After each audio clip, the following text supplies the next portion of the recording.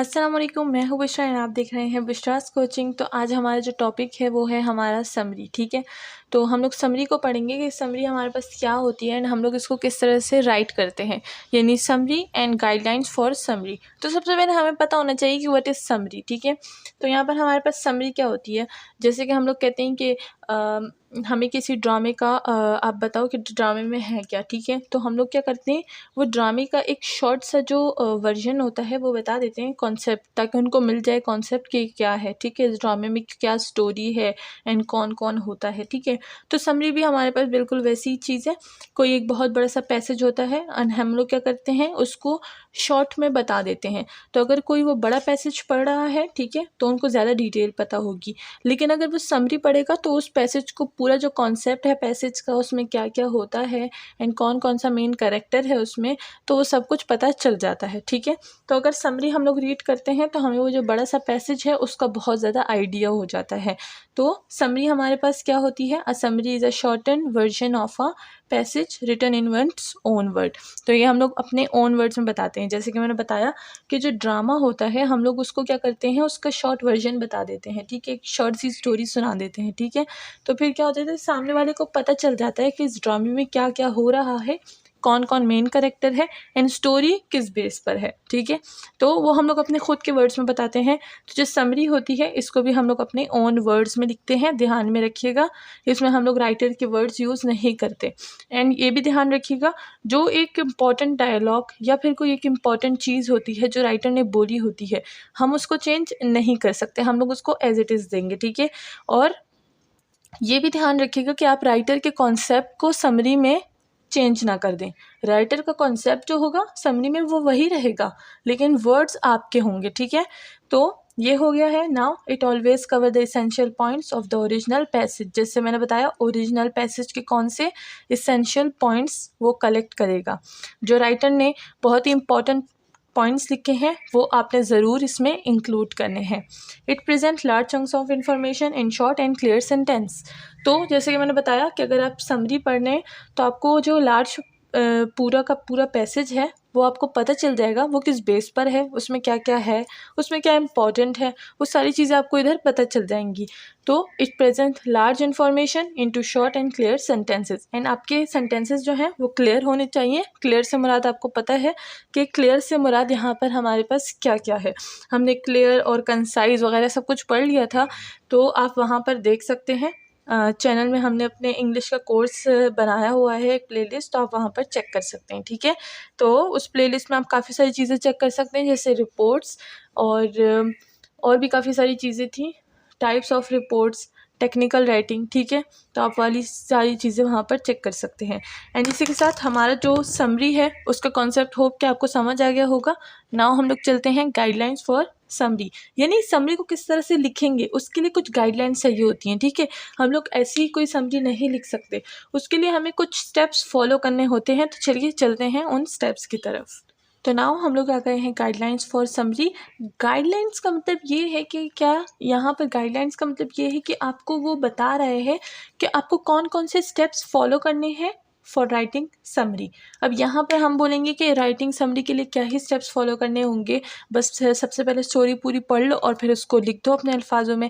लेकिन यहाँ पर कुछ चीज़ें हैं जो हमें इम्पोर्टेंस देनी है उन चीज़ों को। ठीक है, एंड तभी हमारी जो समरी है वो अच्छी समरी लिख पाएंगे हम लोग। सही है ना, एक तो समरी अच्छी होती है और एक बहुत अच्छी समरी होती है। तो जब हम लोग गाइडलाइंस फॉलो करेंगे तो हम लोग अच्छी नहीं, हम लोग बहुत अच्छी समरी लिख पाएंगे। ठीक है, तो गाइडलाइंस को ज़रूर फॉलो कीजिएगा। एंड एग्जाम्स में अक्सर आता है कि right the guidelines for summary, writing summary.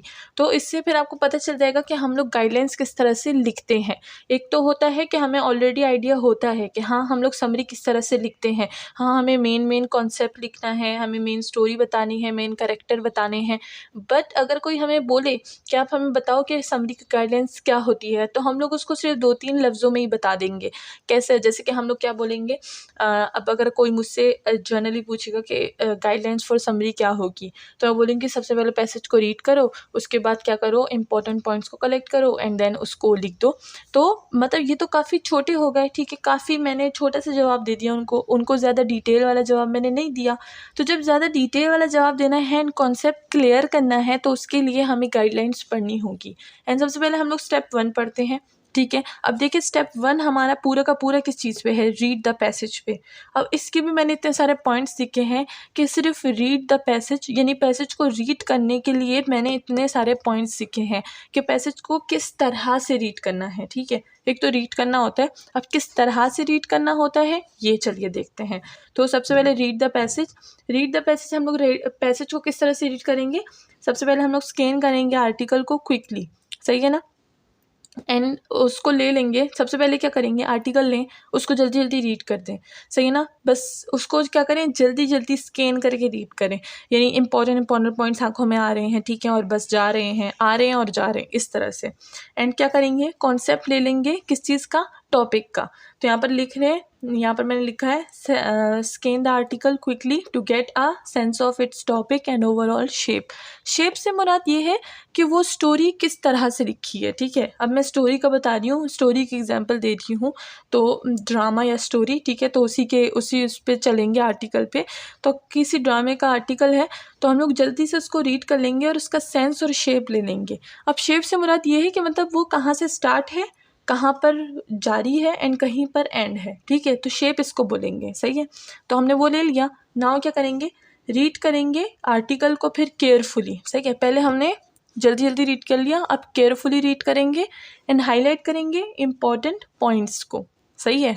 तो पहले हमने जल्दी रीड किया, फिर हमने आराम से रीड किया केयरफुली एंड देन हाईलाइट कर दिया इंपॉर्टेंट पॉइंट्स को, ठीक है। एंड देन हम लोग क्या करेंगे, स्किम करेंगे आर्टिकल को अगेन टू कंफर्म दैट हम लोग ने सारी इन्फॉर्मेशन और की पॉइंट्स जो है वो हमने ले लिए।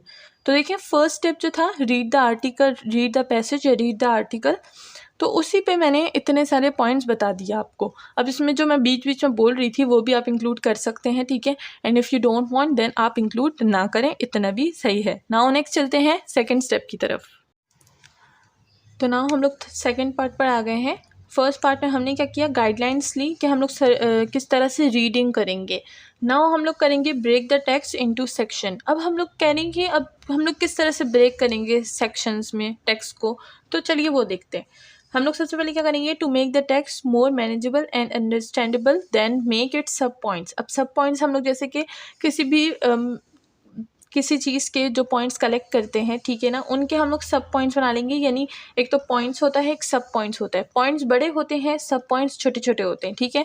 तो हमने छोटे छोटे पॉइंट्स बना ले हैं एंड देन ब्रेक डाउन करना है इनटू स्मॉलर पार्ट्स में, ठीक है। तो जो हमने पॉइंट्स बनाए हैं उसको सब पॉइंट्स बना लें या तो उसको ब्रेक डाउन कर लें स्मॉलर पॉइंट्स में, ठीक है। ऐसा क्यों करते हैं हम लोग, ऐसा हम लोग इसलिए करते हैं ताकि हमारा जो नेक्स्ट स्टेप है, जो थर्ड स्टेप है, उसके लिए इजी हो, ठीक है। तो चलिए थर्ड स्टेप की तरफ चलते हैं कि उसमें हमारा ये जो break the text into section ये किस तरह से हेल्प देगा। तो थर्ड स्टेप की तरफ आ गए हैं एंड थर्ड स्टेप में हमारा बहुत ही ज़्यादा इंपॉर्टेंट स्टेप है, तो इसको ध्यान से देखिएगा। यहाँ पर हमारे पास क्या है, ड्राफ्टिंग अ समरी, यानी हमने सारी चीज़ें कर ली, पैसेज को रीड कर लिया, इंपॉर्टेंट पॉइंट्स बना लिए, देन हम लोग क्या करना है, एक समरी को ड्राफ्ट करना है, यानी रफली एक समरी बनानी है, ठीक है। तो सबसे पहले हमें जो समरी बनाएंगे उसमें सबसे जो इम्पॉर्टेंट चीज़ है वो हमने एलिमिनेट करना है रिपीटिशन को, यानी एक बात को हम बार बार अलग अलग अंदाज से नहीं बयान कर सकते, ठीक है। अब ये कैसी बात कि मतलब अलग अलग अंदाज से नहीं बयान कर सकते, तो यानी अब जैसे कि मैं लिख रही हूँ कि वो क्या नाम है, जब सूरज ढला तो क्या हो गया, वो घर आ गया, तो अब मैं इसको अलग अलग अंदाज से नहीं बयान करूँगी एंड देन उसको लिखूँगी समरी में, ठीक है ना। इस तरह से बिल्कुल भी नहीं करना, अवॉइड करना है रिपीटिशन को, बिल्कुल भी हमने किसी भी चीज़ की रिपीटिशन नहीं करनी, ठीक है। एंड देन और ध्यान रखिएगा पर्सनल प्रोनाउंस का, पर्सनल प्रोनाउंस यूज़ करने हैं, ठीक है। बार बार नाम नहीं लिखना अगर कोई नाम होगा, ठीक है। तो क्योंकि हम स्टोरी की बात करें तो स्टोरी में नाम होता है, इसलिए मैं पर्सनल प्रोनाउंस की बात कर रही हूँ यहाँ पे। एंड देन हम लोग ने क्या करना है, अवॉइड करना है अपने ओन इंटरप्रिटेशंस को। जैसे कि मैंने बताया, हमने अपने क्या करने हैं, अपने अल्फाज तो लिखने हैं लेकिन क्या करना है, अवॉइड करना है अपने इंटरप्रिटेशंस को, यानी हम लोग खुद से कुछ नहीं लिख सकते, ठीक है। एंड एग्जाम्पल्स ये नहीं होगा कि क्या हो गया, उधर कुछ बात हो रही है तो हम लोग अपनी एग्जाम्पल दे दें, ऐसा बिल्कुल भी नहीं होगा, ठीक है। इससे क्या होगा, हमारी जो समरी है वो खराबी की तरफ जाएगी, ठीक है। इससे आपकी समरी नहीं बनेगी और क्या होगा, जो समरी के रूल्स हैं वो क्या होंगे, वो निगलेक्ट हो जाएंगे, ठीक है। तो अपनी एग्जाम्पल्स नहीं लिखनी, इंटरप्रिटेशंस नहीं लिखने। देन अवॉइड करना है हमने किस बात को, कि हम लोग ऑथर के कॉन्सेप्ट को चेंज ना कर दें। जैसे कि मैंने स्टार्टिंग में बताया, ऑथर के कॉन्सेप्ट को हमने चेंज नहीं करना। ऑथर का जो मीनिंग है, जो उसने स्टोरी लिखी है, हमने उसको चेंज नहीं करना, वो एज इट इज़ लिखना है जैसे कि उन्होंने अपने पैसेज में लिखा होगा। तो अगर कोई पैसेज पढ़े या समरी पढ़े तो उनको ऐसा नहीं लगना चाहिए कि समरी किसी और ने लिखी है, उनको ऐसा लगना चाहिए कि समरी भी एक ऑथर ने ही लिखी है एंड आप एक ऑथर हैं क्योंकि आप समरी लिख रहे हैं, ठीक है। And then don't use abbreviations को यूज़ नहीं करना। एंड मोस्ट इम्पॉर्टेंट कि हमें डिटेल्स नहीं लिखने समरी में। समरी, क्योंकि समरी एक छोटी चीज़ होती है, बहुत ही शॉर्ट एंड पैटर्न होता है, तो अवॉइड कीजिएगा कि कोई भी डिटेल आप उसमें मेंशन करें। नाउ चलते हैं अपने लास्ट स्टेप की तरफ।